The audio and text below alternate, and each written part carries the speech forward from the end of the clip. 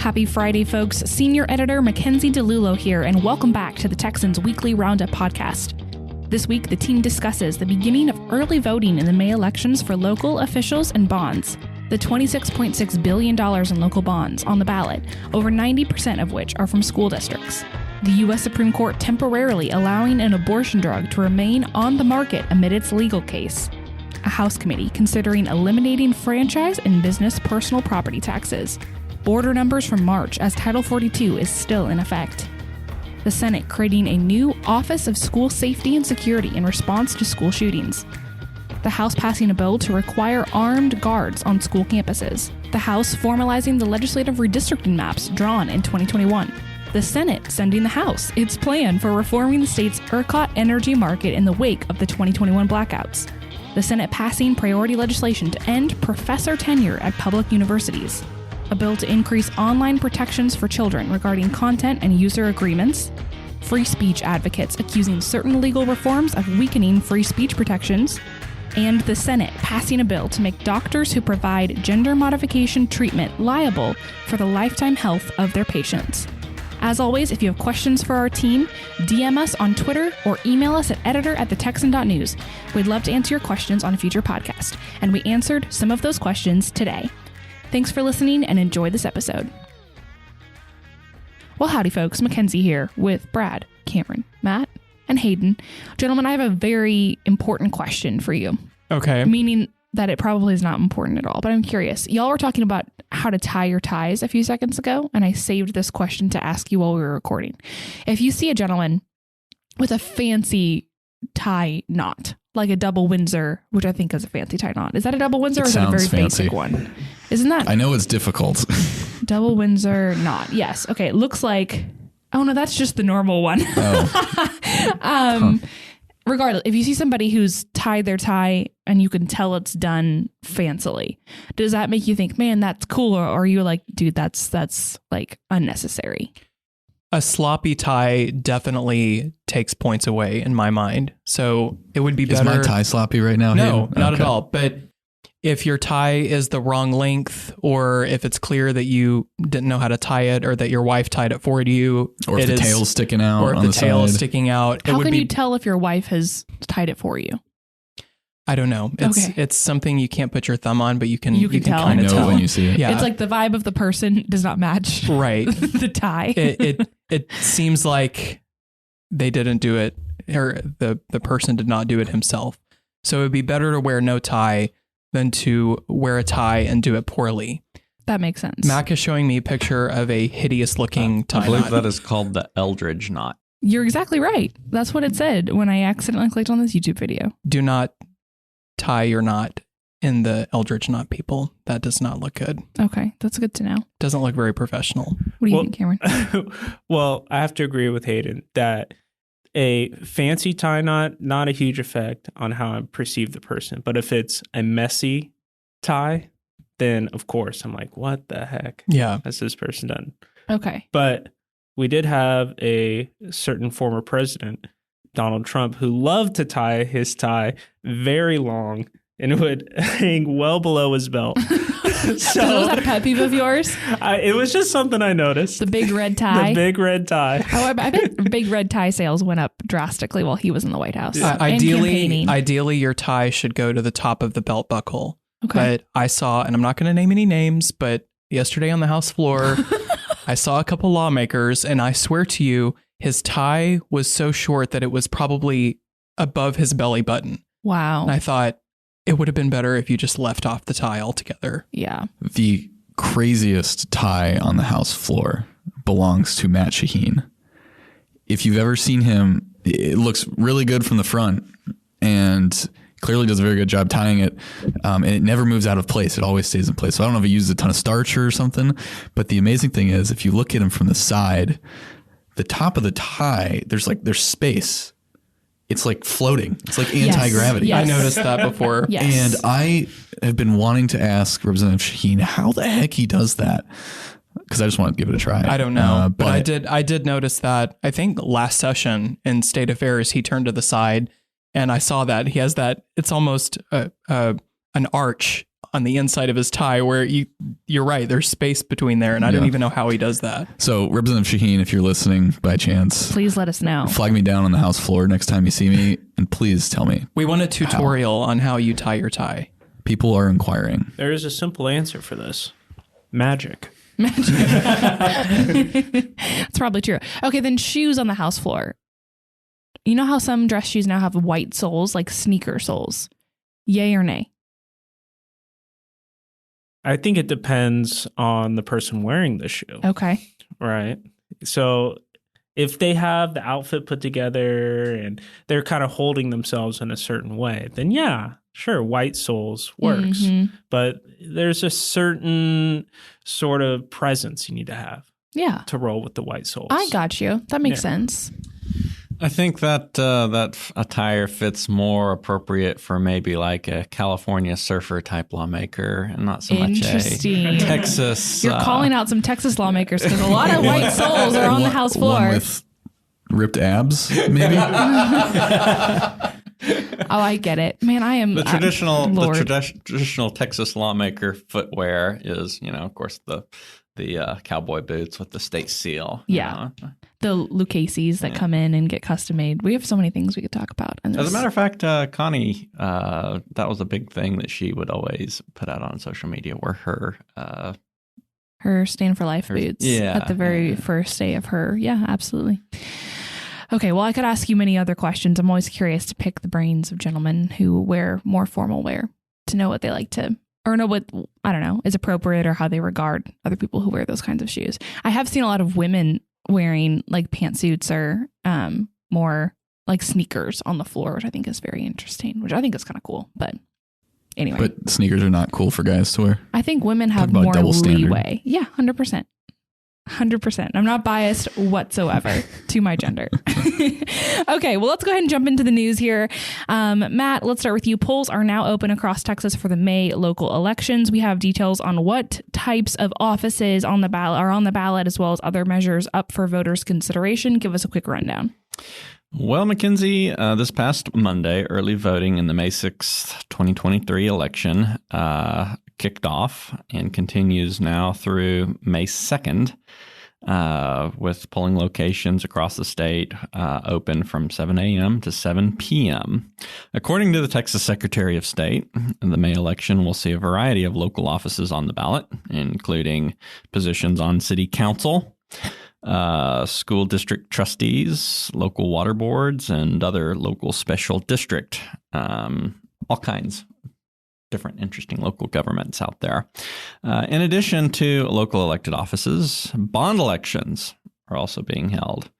And we're going to hear a little bit from Brad here in a second about the over $26 billion in predominantly, I believe, school bonds, but there's also some other local governments that have some pretty significant bonds up for voters to consider. So polls are open. You can go to your local elections office, find out more about where your local polling places are and what all you need to go vote on the Texas Secretary of State's website. So definitely check it out. Absolutely. Brad, let's pivot to you. Talk to us about those bonds. So as Matt said, the total fiscal notes on all of these bonds is $26.6 billion. Ooh. Quite a bit. About 92.5% of that total is attributed to school districts, which are proposing the vast, vast majority of these bonds, as they do every year, because school districts, the way they're set up, the way their taxation is set up, rely more on property taxes. Whereas a city could have, it could implement sales tax on the local level or other consumption taxes. The school districts cannot. And so that's why they tax so much on property values. So interestingly, the school district total is a lot bigger than the school district total from years past. May 22, if I'm recalling the chart that I have in the piece correctly, was a substantial increase from everything before that. And then this jumps even higher. So I have a couple charts in there. You can look at it. But also I have a full list of all of the ballot props on these bonds on the ballot this May. Of note, when you're looking at that and comparing it with what's on your ballot, the numbers listed there provided by the Bond Review Board might be different if your school district is trying to pass or other entity is trying to pass a tax rate election. The Bond Review Board does not track those. And so let's say you have 1 through 4 on this list for bonds.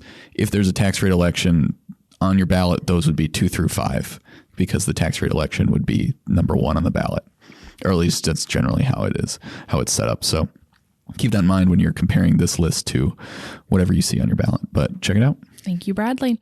Cameron, we are coming to you. Mifepristone, an abortion drug, continues to be a topic of national conversation. Tell us about the latest developments. So an unsigned order from the Supreme Court issued a stay on a recent ruling from the U.S. Fifth Circuit Court of Appeals, which partially upheld a federal judge's ruling that the restrictions on mifepristone access would be rolled back to the 2016 standards. The stay means mifepristone will be allowed to remain on the market without restrictions, such as being available by mail and without direct physician supervision, the same as before the federal judge handed out their ruling. And Justice Samuel Alito,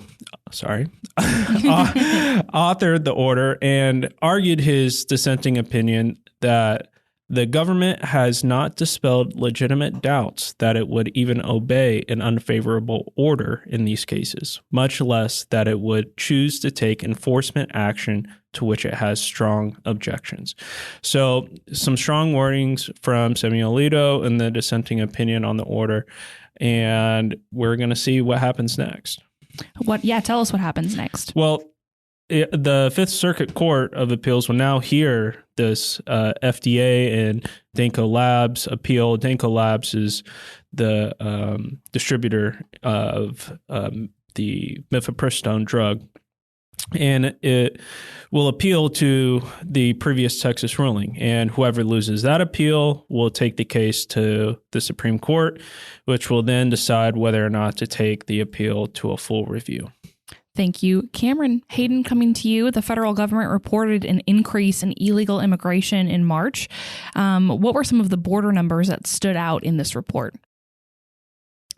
The federal government published its March operational update and reported an increase in illegal immigration. In Texas sectors, there was a 15% in encounters with illegal immigrants.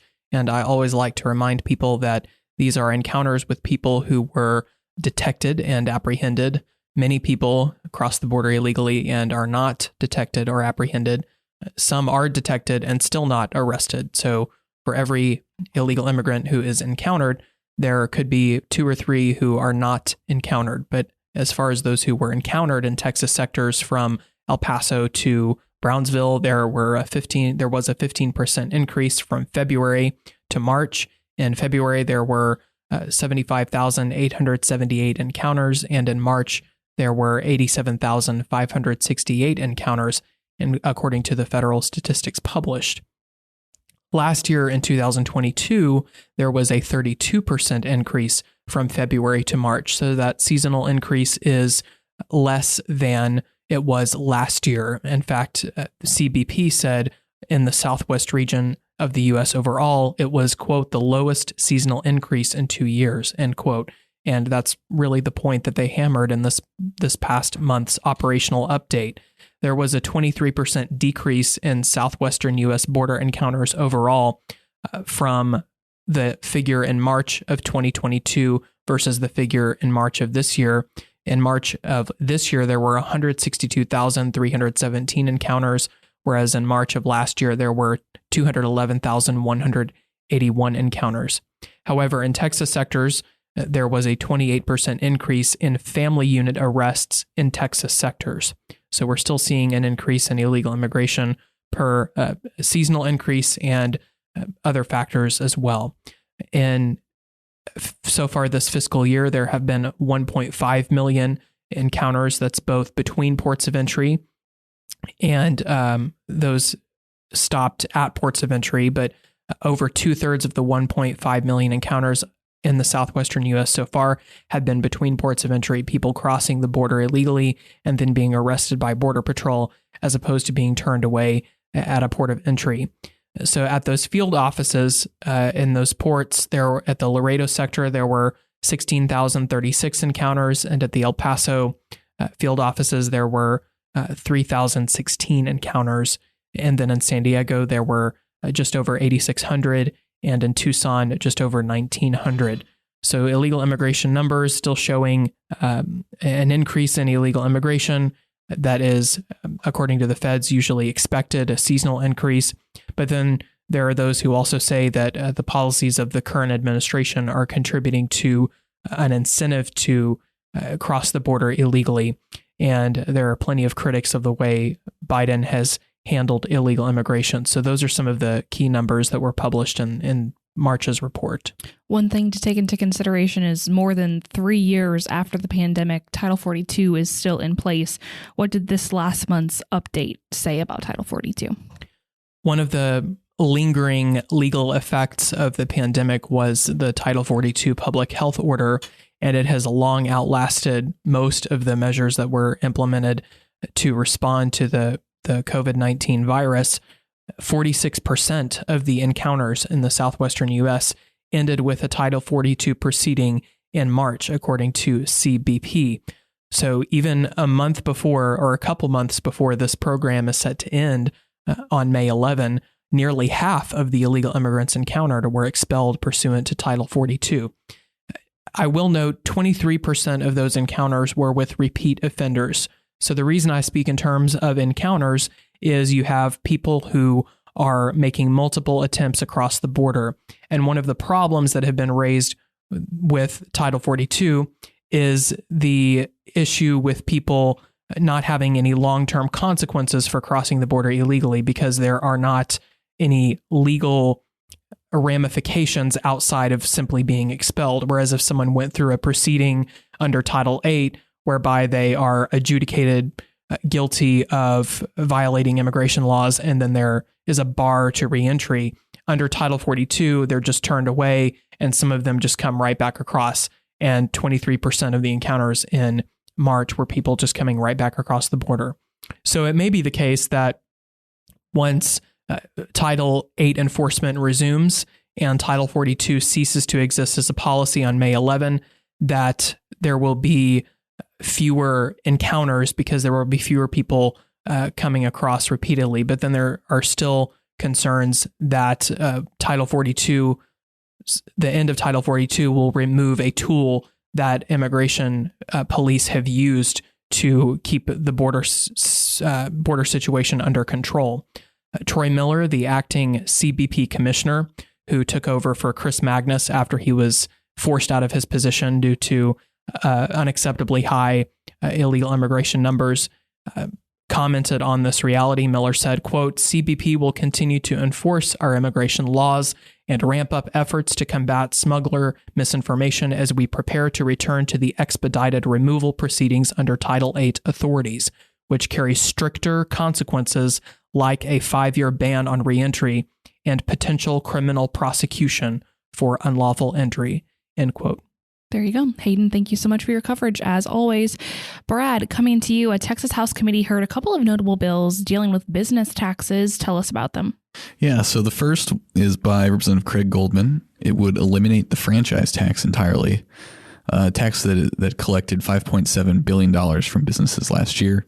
Texas has a tiered and varied franchise tax structure. I mean, the different categories and sizes of businesses pay either a different percentage on their margins or exempt entirely.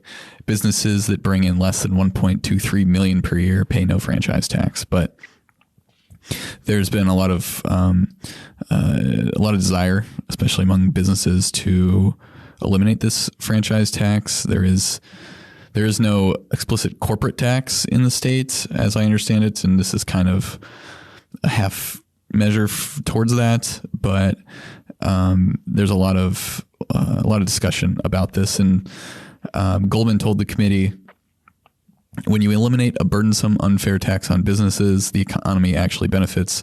Businesses hate this tax. He's justified the proposal by saying that this would incentivize more businesses to come to Texas than already are, making it a more business-friendly state. He was questioned about the potential lost tax revenue if the bill should be implemented. It has a $7.8 billion fiscal note, but he said that the franchise tax has been reduced. It was reduced by 25% in 2015. And he pointed to the record surplus that we have today as, just because you cut the franchise tax, it's not indicative of the financial health of the state down the road. But it could also cut the other way where, in a more economically down period, if we enter a recession and all of a sudden where we had this massive surplus, we now have a deficit or a projected deficit like we did 2 years ago. They quickly turned around, but that would cut into the state's finances. But you can also flip it on the other way with if we're in a recession, businesses would appreciate having to pay less taxes on their margins. So a lot of different arguments on this. It's definitely something to watch, and it would be a pretty substantial reform to the tax code. Tell us about the other bill. So that one is Representative Will Metcalf's bill and constitutional amendment pair that would exempt tangible personal property from ad valorem taxation. That's property taxes. Tangible personal property is anything owned by a business that is not the land or the building in which the business operates. So think like a forklift for a warehouse or a fast food restaurant's grill. In addition to the actual inventory being sold, all of this is taxed. And obviously it's most often its value is far less than the value of the property that the business operates on, but it's still a sizable amount of money. And it can really cut into a business's margins if you think about it. So this is another option that is being discussed. That one has a smaller fiscal note. I think it was like between 3 and 4 billion over the next biennium. But there was an interim hearing after the 2019 session on the business personal property tax. And so there's been a lot of appetite to do something on this. And I think something will happen, whether it's Metcalf's proposal or what we have right now in the Senate. Not sure, but something will be done, I think. Yeah, for sure. And it's particularly watching these come in light of all the other fights about property taxes is very interesting as well. Where do you think this plays into the session's overall debate about property taxes? So the House's main plan would give businesses a big reprieve on the appraisal side of the equation, including them in a reduced appraisal cap where they currently are not included in any appraisal cap. So the tax they pay on their property fluctuates with the market value currently. So on the Senate side, on that plan, the House thinks this would give a lot of it would stem growth of tax payments down the road for businesses. On the Senate side, that body prefers an inventory tax credit and a personal property tax exemption increase from $2,500 to $25,000. And they're kind of at loggerheads on this. As we know, we've discussed with the appraisal fights that has now turned into a surfer body fight. And we keep mentioning this. We promise we'll get into it. We'll get there. We promise. It is my Twitter fun topic. Nobody take it from me. You stole it. I was going to do that. Beat me to the punch. But who knows how this is going to be hashed out. But it's, both of these bills were authored by members of House leadership. So that indicates some level of support within the body. That doesn't mean they'll pass. That doesn't mean they'll pass out of committee. But I think it seems like a possible plan B of sorts if the House doesn't get what it wants. But, we'll see where the chips fall. It's all kind of up in the air right now. Although something has to be done. Something has to be settled on in the next 30 days. Yeah. So. 30 days. That's as wild that we're at that point in session already. Yep. Brad, thank you so much for your coverage. Matt, we are coming to you. School security legislation passed the Senate recently. What are the major highlights of how this legislation works? Well, school security is a priority issue for lawmakers on both sides of the aisle. and the Capitol in the wake of the mass shootings in public schools across the state, including Uvalde's Robb Elementary School in 2022 and the Santa Fe High School shooting in 2018. Senate Bill 11, one of the top 30 priorities for Lieutenant Governor Dan Patrick in the Texas Senate by Senator Robert Nichols, works by first appropriating an increased funding to provide for enhanced security measures at every school campus across the state, establishing a floor of $15,000 per campus plus $10 per student per year. Next, a statewide department deemed the Office of School Safety and Security would be created within the Texas Education Agency to coordinate and monitor school district safety and security requirements by creating guidelines for campus security and conducting audits to ensure districts comply with the state requirements.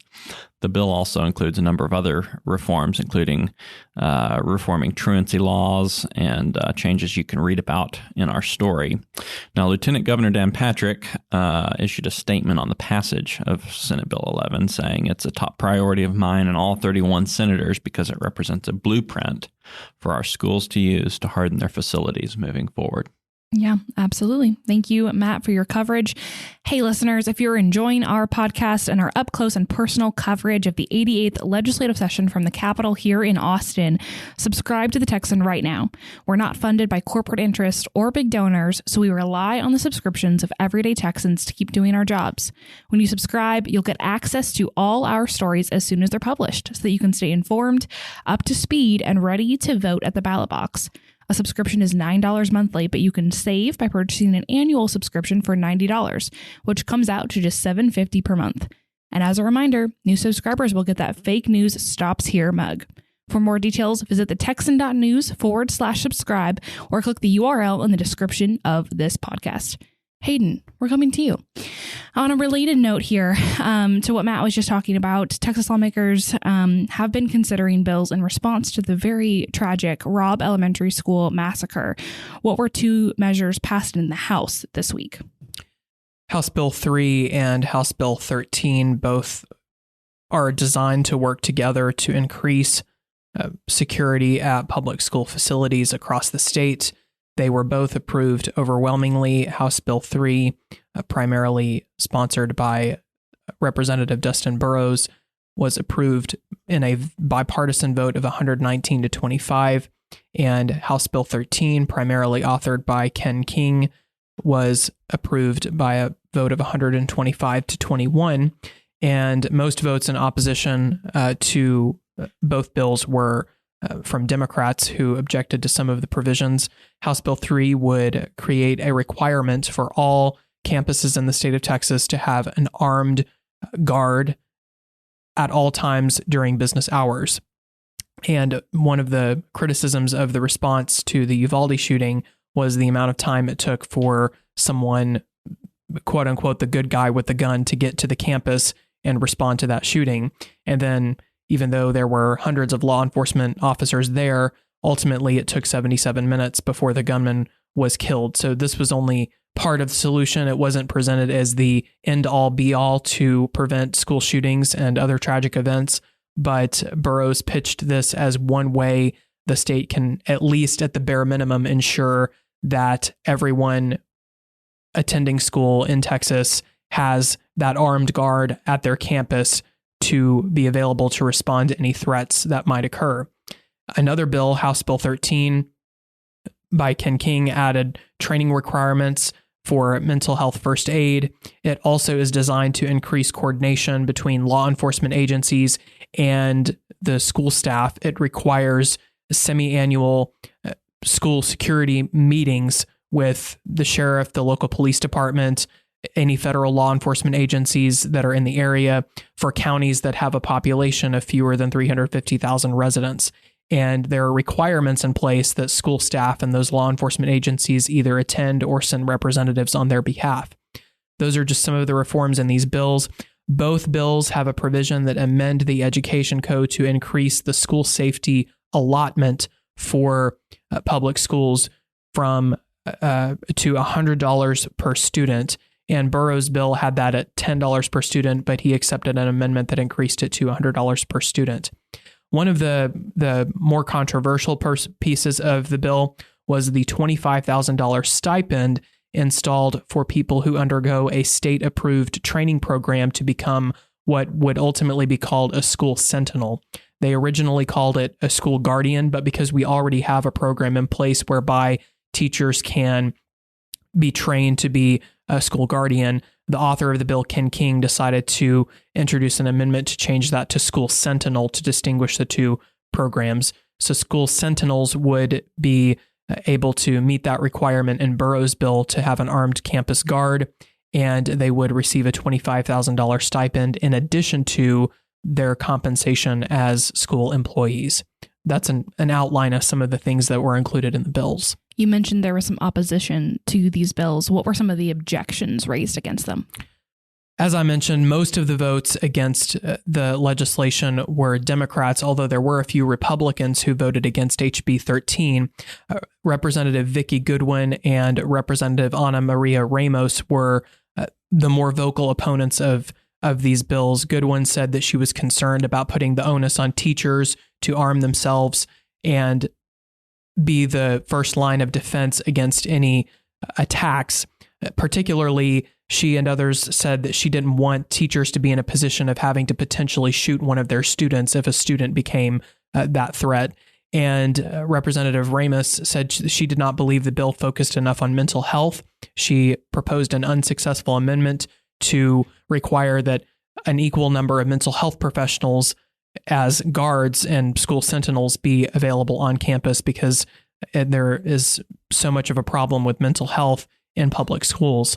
But even Representative Schaefer was concerned about the $25,000 stipend becoming, he originally called it a bribe, though he walked back that characterization a bit. He said he was concerned that the stipend would pigeonhole people into participating in a program from a state-approved vendor when there might be better programs available. They would forego those programs just to receive the $25,000 stipend. And James Tallarico said that he was concerned that amount of money could also be a perverse incentive. So it was a little strange to see Schaefer and Tallarico, who are at opposite ends of the political spectrum, express concern about the same provision in a bill. But those were some of the objections raised. Ultimately, there were a few Republican votes against HB 13, but other than that, it was primarily a cohort of Democratic opposition. Could there be any Second Amendment implications from these proposals? These were not gun bills, and Burrows said it was a false characterization or a misunderstanding of the bill, that it's the arming teachers bill. It is true that the bill allows school district employees and teachers to fulfill the requirement to be an armed campus guard. It doesn't require them to. However, that is a portion of the bill, so teachers could become more armed as a result of this legislation. However, it would not require them to do so. But by and large, these were not gun bills. These were primarily funding bills and bills to increase training for school personnel for emergency situations. And I don't think there would be any major Second Amendment implications for this legislation. Always the concern for Republicans, specifically when these kinds of issues are raised. So Hayden, thanks for covering that for us. Okay, Hayden and Brad, let's tag team a little bit here. Hayden, you wrote a piece this week and Brad jumped on and helped you. The House passed a bill to codify the 2021 redistricting maps passed during a special session the last time the legislature convened. Why was this move necessary 2 years later? The Texas Constitution arguably requires that redistricting take place during a regular session of the legislature, and I believe attorneys for the state of Texas agreed with that after there was some litigation against the redistricting maps passed in 2021. The pandemic really threw a wrench in the works of the census data, which was not published until August of 2021, well after the legislature adjourned sine die. So redistricting couldn't take place until October of that year. And the lawmakers passed a map for the 2020 or for the 2022 elections, which were used last cycle. But they had this bill, HB 1000, to formalize what took place in October in order to avoid a possible constitutional violation. So that's why the move was necessary. It was largely a formality. On second reading, the bill is scheduled for third reading today. at which point it will head over to the Senate, and then the governor will have the opportunity to put redistricting to bed for the 2020 cycle. At least for the next maybe 8 years, potentially. Right. Yeah. There were some last minute attempts to change several districts. What were those amendments? I'll ask Brad to speak on the South Texas piece of this in a little bit, but Yvonne Davis tried to introduce a couple of amendments that would have been last ditch attempts to add African American majority districts. She said it wasn't anything personal, but she wanted to tinker with some East Texas districts. Jay Dean's district would have been morphed into a district that included racial minority populations in Smith County and Gregg County, and it would have adjusted Matt Schaefer's and Cole Hefner's district to accommodate that, and that was voted down on party lines. Probably the least surprising thing that happened at the Capitol yesterday. Totally. And then another amendment also voted down on party lines. And that's what this is about. Redistricting is about political power, hands down. There's almost nothing more personal or political than redistricting. Right. And there's no getting around that. Yeah. And it was also voted down on party lines because at the end of the day, the party in power wants to draw the Democrat or Republican. I don't care who says otherwise. The party in power is going to draw the districts that favor their side. So that amendment was voted down on party lines. Another amendment would have redrawn, admittedly, a bizarrely shaped district in Bell County that Representative Ron Reynolds called an unconventional donut hole. Yeah, it does look like a donut configuration. And he is correct that most districts are not drawn like that, where it's a circle around Killeen, Texas, and then you have the outskirts of the county are another district. And Davis and Reynolds and others, the other Democrats, wanted to move that one of those districts to the western part of the county to create another district that is a majority racial minority voters. And then that was voted down on party lines. Davis said it was a missed opportunity. And in fact, she had some stronger words for lawmakers. She said that she, like I said, it was a missed opportunity, but she also said, quote, "I want you to leave knowing you had the opportunity to do right and you did wrong," end quote.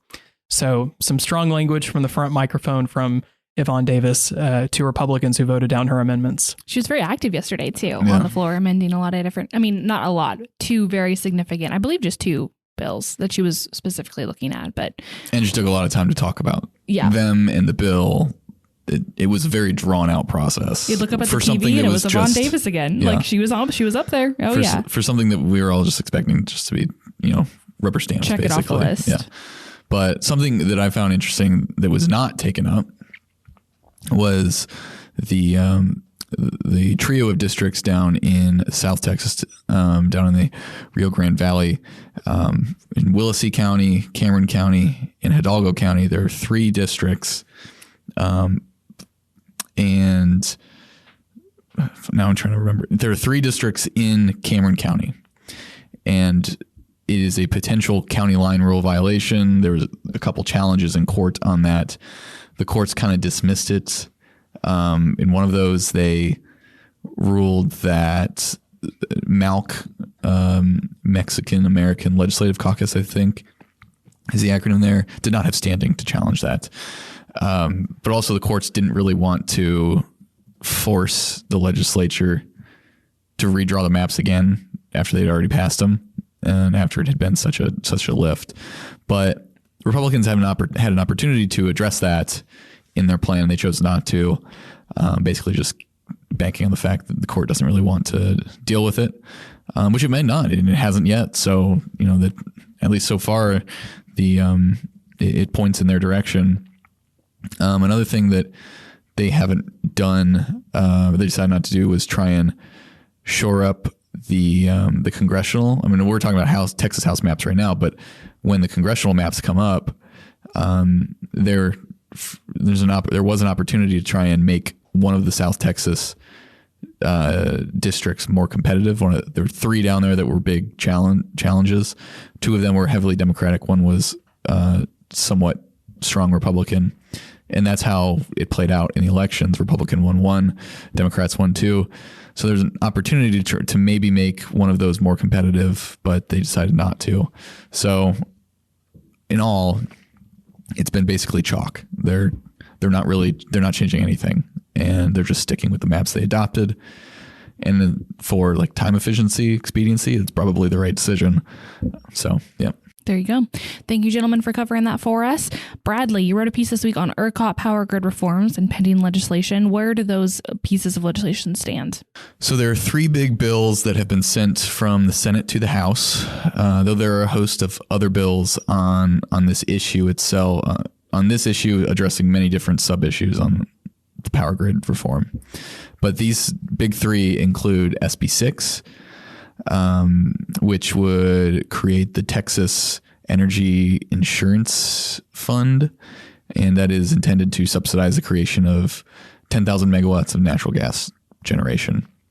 SB 7, which is a lot more complicated, though a main part of it is creating this firming requirement, this allocation of reliability costs to generators responsible for in unreliability of the grid. So like namely that would be renewable resources that do not generate, especially wind in the peak summer afternoon heat. Wind tends to drop off more than other resources. So it would be allocation of costs to that. And the final one is SB 2012. That is the only one that's made any progress so far in the House. That would greenlight the performance credit mechanism that the PUC has chosen as its preferred route for creating more thermal generation in the ERCOT power grid. So SB 2012 was heard in committee recently. It creates guardrails for the PCM, including a $500 million cap. So there's a difference between the Senate version and the House version on this specifically, although there are others too. But the cap, that $500 million cap in the Senate version is total. In the House version, it's a net cap. So you would subtract costs from profits on this. And then it would kind of meter out to once you get to 500 million, that'd be it. So this has a really interesting dynamic between generators and industrial users. Generators want the PCM. They see it as a necessary price signal for them to build generation and feel comfortable that they'll get a return on that investment. Users organizations like Texas Association of Manufacturers or the Texas Oil and Gas Association, whose members are large industrial users of electricity, they want to see the cap. In fact, the cap is like a must for them. Without the cap, they do not support the PCM. So the reason this is breaking down on both sides is generators would stand to make more money with higher costs being that allocated through the PCM, and then users would be on the other side. They'd have to pay the electricity costs for that. So it's self-interest, right? They don't want to have to pay as much money as they could otherwise, and so you have a kind of a counterbalance incentive there. How that's going to shuffle out, I'm not sure, but the other 2 plans that I mentioned, neither of those have really gotten any movement in the House. In fact, SB 6 kind of seems to be a non-starter in the House. That may change, but when SB 6 was considered in the Senate committee, only one person testified in favor of that plan, and that was someone from Berkshire Hathaway. And Berkshire Hathaway presented the state with a plan after the blackouts last session to basically do this, to build $8.1, I think it was $1 billion worth of natural gas generation to create this like backup fleet of natural gas. And so the issue at the center of all this is how do you create an environment that would enable more investment in natural gas generation, mainly, that we haven't seen before. So that's kind of where it stands. Kind of got to see what the House does. Yeah, very quickly. So on the PCM, the performance credit mechanism, where do the political dynamics sit? So it seems like the House is more amenable to this namely because they gave it a hearing. Also, the governor is in favor of the PCM. The PUC, if the legislature doesn't adopt anything, the PUC would move forward with its own PCM plan. PUC being Public Utility Committee, which I think you said before, but just to make sure. So that's the regulatory agency for utilities. And the reason this entire thing is even an issue is because we've seen large amounts of renewable generation coming online, largely because of the $380 billion production tax credit from the federal government. Currently, there's 31,000 megawatts of solar and 5,000 megawatts of wind sitting in the ERCOT queue. The state legislature, the industry wants to try and provide a counterbalance to that federal incentive. Can it do that? I have no idea. That's a massive, massive incentive, but we shall see what they decide to do. Thank you, Bradley. We're going to try and skirt through here and get to as many sources as we can. Cameron, ending tenure. University tenure has been one of Dan Patrick's crusades this session. Tell us the latest developments. Yeah, so the Senate endured a lengthy debate on the floor before passing on party lines. There was one Democratic vote for the bill, and that was from Senator Cesar Blanco. And he said in his defense of straying from the party lines with his vote that universities have a shameful track record of discrimination and racism. Now with DEI, I don't trust that universities will do any better by minorities. In good conscience, I can't and won't defend higher education and the status quo of tenure discrimination. So strong words there from Blanco. We also saw some celebration of the passage, specifically from Patrick when he went on social media and called out some of these professors, talking about how they're the only people in our society that have a guaranteed job. He mentioned how it's become clear that some tenured faculty at Texas universities feel immune to oversight from the legislature. And as we know, this isn't new rhetoric from Patrick, as he has said many similar things, especially at the start of this year at our session kickoff event. Absolutely. And now this bill will head to the House and we'll see what happens. You got it. We have a lot of education issues like you've reported on that have been the big differing topics between the House and the Senate. So we'll see how they handle tenure. Mm-hmm. Thank you, Cameron, so much. Bradley, coming back to you, the House passed its priority bill with digital protections for minors online. Give us those details. HB 18 by Representative Shelby Slauson passed with only one no vote this week on third reading. The bill prohibits digital service providers from forcing minors to sign terms of services or user agreements without their parents' approval, lays out protocols for verifying an adult as a minor's registered parent as it pertains to that bill's prohibition, and requires disclosure of the processes behind the use of an algorithm to decide what a minor user sees on a given platform. The bill is a chamber priority and backed by the speaker. It was actually, the idea of it was something he mentioned in his speech when he won reappointment as House Speaker. And it's something that I don't foresee the Senate having much issue with, but the House got it through pretty quickly. Yeah, absolutely. How much opposition was there? Not much. As I said, only one no vote. I believe that was from Tony Tinderholt. Though Representative Harold Dutton inquired from the back mic about something stripped from the bill's committee substitute, that it lacked a private cause of action. He questioned how they would adequately enforce this if there was not that mechanism for citizens to challenge specific instances in court. And Representative Slauson said that after conversations with people involved, stakeholders, they decided it's not necessary.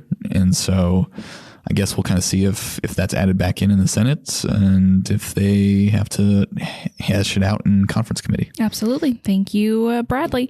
Matthew, free speech rights and the right to a speedy trial seem to be colliding in a bill before the Texas legislature. What are the details of this controversy? So this was an interesting story to report on. I initially didn't really notice this legislation whenever it passed the Texas Senate, but we started getting a lot of input from free speech groups, that sort of thing. And so in a nutshell, what this bill does is it reforms something called the Texas Citizens Participation Act. And what that is Texas's version of anti-SLAPP litigation laws, and SLAPP means strategic lawsuits against public participation. So think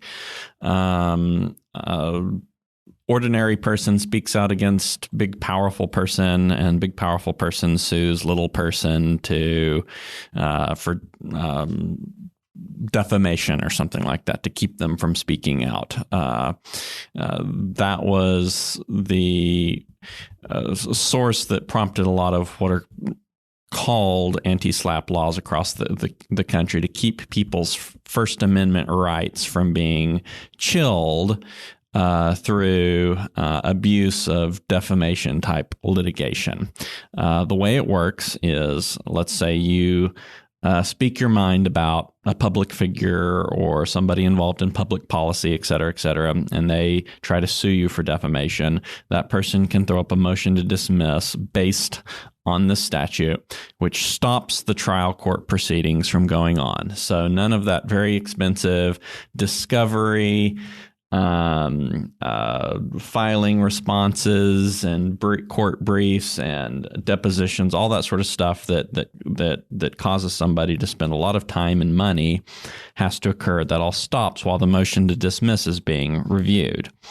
The trial court judge will make a ruling on that motion to dismiss. If they reject it, that rejection can be appealed to the appeals court. Now, while it's under appeals, under existing law, once again, the trial court process stays stopped so that you're not having to fight litigation on two different fronts. Well, the reason that this reform came about was because a number of attorneys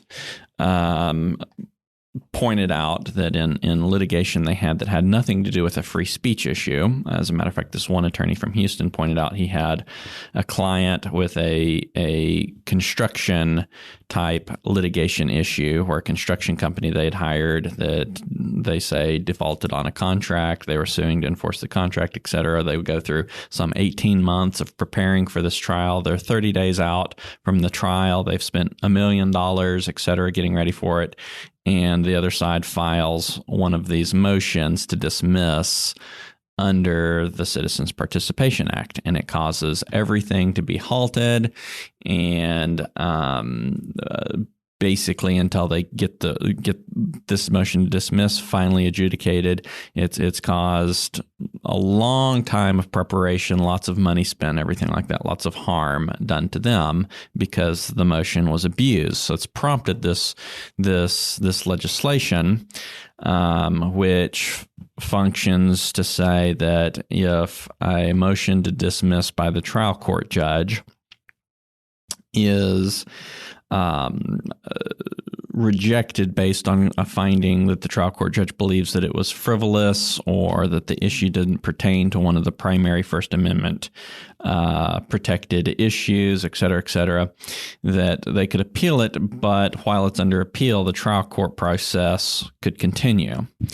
The free speech organizations, media organizations, First Amendment groups, et cetera, that object to the bill saying the bill as written doesn't successfully provide the same standard of protection that Texas's law currently does to prevent anti-SLAPP lawsuits in order to provide the protection to litigants who are seeking reforms to the law to prevent its abuse being used in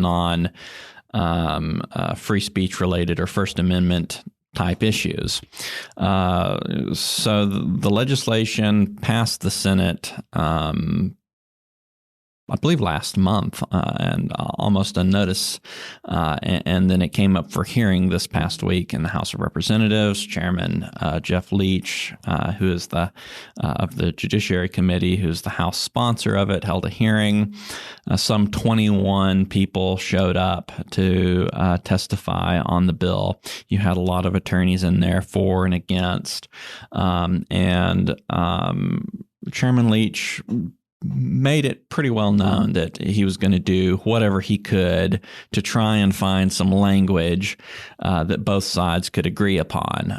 We saw some rather heated back and forth between two litigators that were on both sides of the issue in there. And it was kind of funny. There was one moment where Chairman Leach said, I'm going to give you two guys my credit card. Y'all go to lunch, hash out your differences, come up with, you're both really smart guys. Y'all come up with some figure language. It out. Yeah. Yeah. Then and get back to us.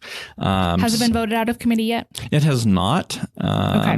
But it looks like that they are working with both sides, trying to find some ways that they can possibly change the language and find something that's agreeable to both sides. So it's interesting that, you know, a lot of the time whenever there's objections to legislation, that sort of stuff, they just kind of try and keep pushing it through. But it really seems like they're trying to find something that's agreeable to both sides here. So we're going to keep an eye on this issue and as it goes forward. Awesome. Thank you, Matt. Okay, Cameron, real fast, we're going to hit your last topic here before we jump into the rest of the podcast. Banning the practice of administering gender modification treatments to children continues to be a theme for the legislature this session. Tell us about what is different about this particular bill you covered opposed to other bills we've seen. Yeah, so Senator Bob Hall authored this bill to make health coverage plans and doctors liable for the lifetime of the care of their patient who undergoes gender mod treatments, and opens up these doctors and healthcare plans to malpractice claims from patients who experience negative consequences from the treatments. And the liability actually will extend to medical, mental health, and pharmaceutical costs endured by the patient, including costs associated with reversing a gender modification procedure.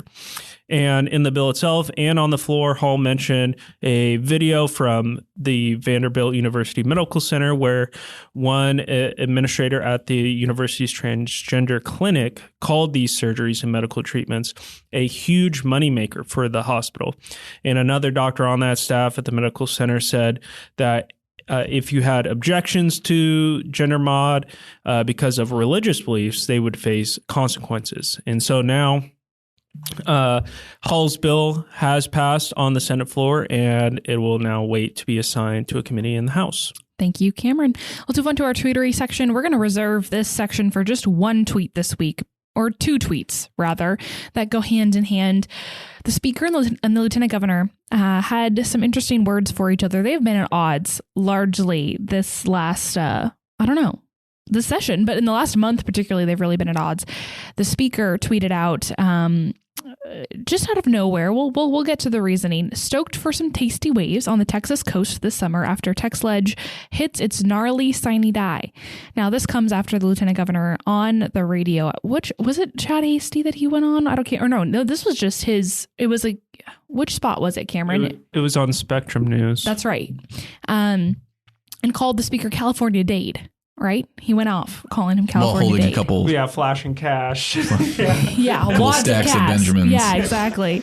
And so the Speaker responded, and these two photos he tweeted with them. I would encourage folks, like if you're doubting us, this is literally what he tweeted. One photo is him shirtless with the 6-pack between two surfboards, having the time of his life, it seems. And the other photo, I don't get the other photo. That was from the Texas Monthly article that was photoshopped. Okay. But yeah, Speaker Phelan showed that while shredding waves, he is also shredded. And folks immediately were like, is this photoshopped? Is it not? I don't think it is. It looks pretty legit to me, but I could be wrong. I think it's real. Yeah. Yeah. I think The it's other real one's too. photoshopped. That's from Texas Monthly, but yeah. Yeah, it's the joke.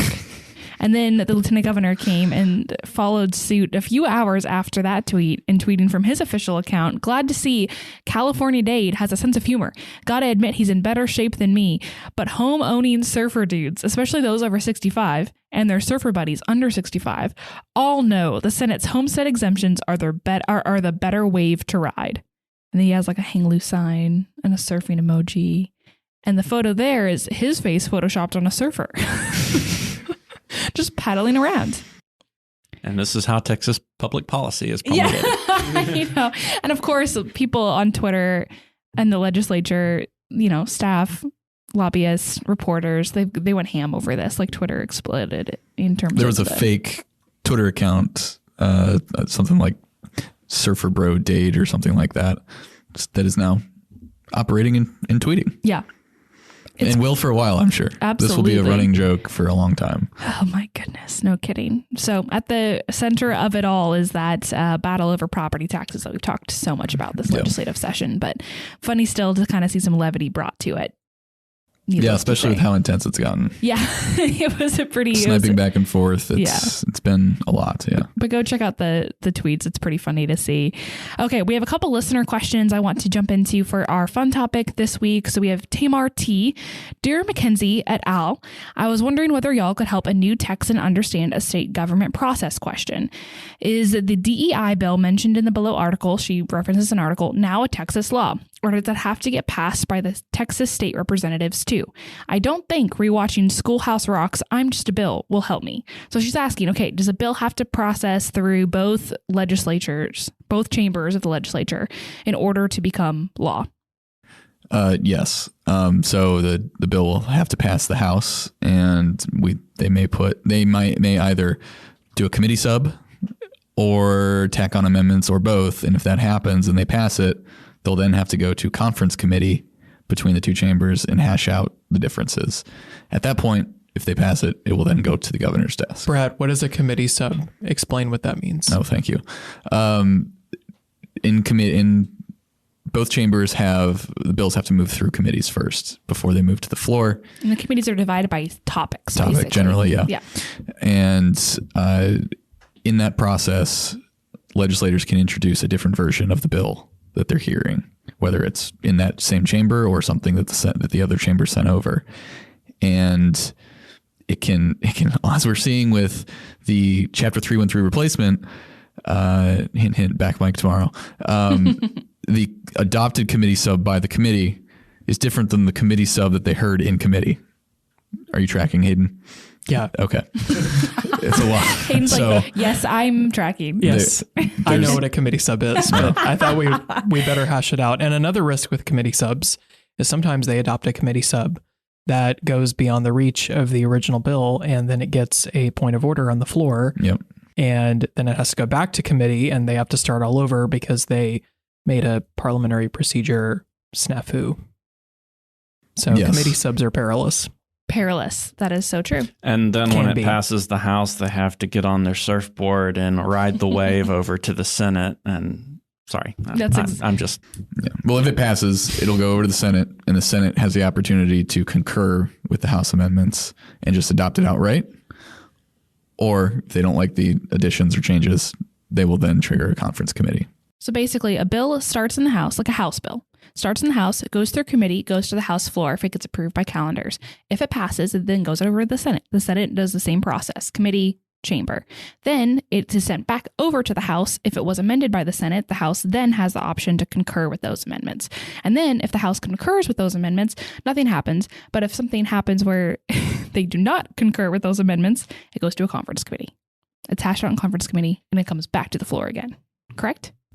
There you go. And fun fact, it has to be approved twice in the House, and I think in the Senate too, because it has to be read on two separate legislative days, which is not the same as a calendar day. And it has to be approved 2 times in order for it to go to the other chamber. Which is a sneak peek into a piece coming from Hayden about parliamentary procedure.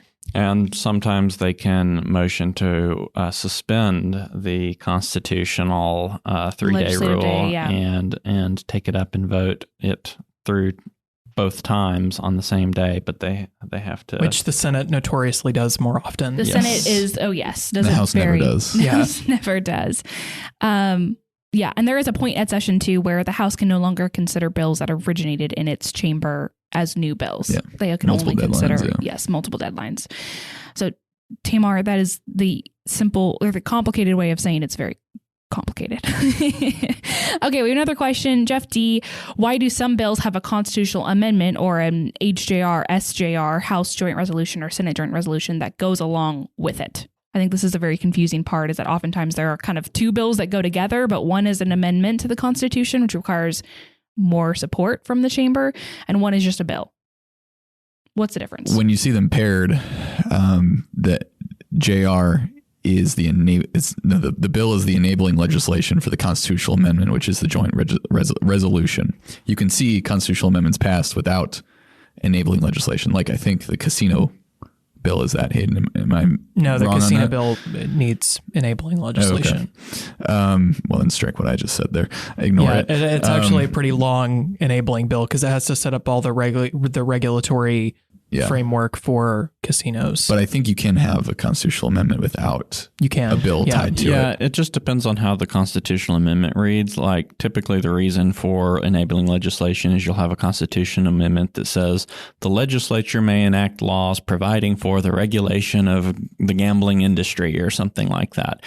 The Constitution itself doesn't necessarily provide the specifics. It leaves that up to the legislature to then create the statutes that put it into effect. Yeah. And just at a bare basics level, an HJR or an SJR, when it passes, is something that everybody votes on, whereas just a regular bill, everybody is in the whole state.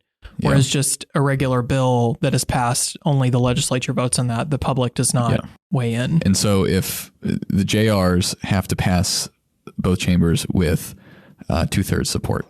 So last session we saw the bail reform bill.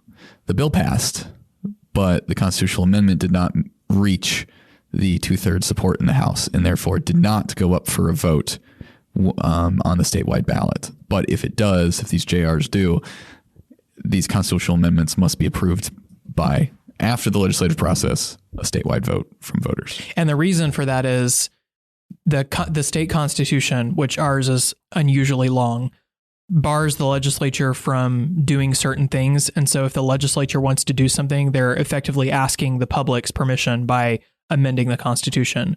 But other things, like yesterday, they voted to amend the Constitution to reduce or increase the mandatory retirement age for judges and justices. That doesn't require any enabling legislation, any other bills. They just need to amend the Constitution. So sometimes one does not necessarily need the other, but in essence, in order for the Constitution to be amended, the public has to vote, and there are some bills that can't be passed unless that happens. So that's why the HJR and SJRs are sometimes necessary. There you go. Gentlemen, thank you so much for clearing that up. We appreciate it. Clear as mud. And listeners, thank you so much for sending those in. We love answering those, and we will do better when we get questions from you to remember to answer them on the pod. So thank you so much for sending those in. Folks, we appreciate you listening to our blathering as usual, and we will catch you next week. Thank you to everyone for listening. If you enjoy our show, rate and review us on Apple Podcasts, Spotify, or wherever you listen to podcasts. And if you want more of our stories, subscribe to The Texan at thetexan.news. Follow us on social media for the latest in Texas politics, and send any questions for our team to our mailbag by DMing us on Twitter or shooting an email to editor@thetexan.news. We are funded entirely by readers and listeners like you, so thank you again for your support. Tune in next week for another episode of our weekly Roundup. God bless you, and God bless Texas.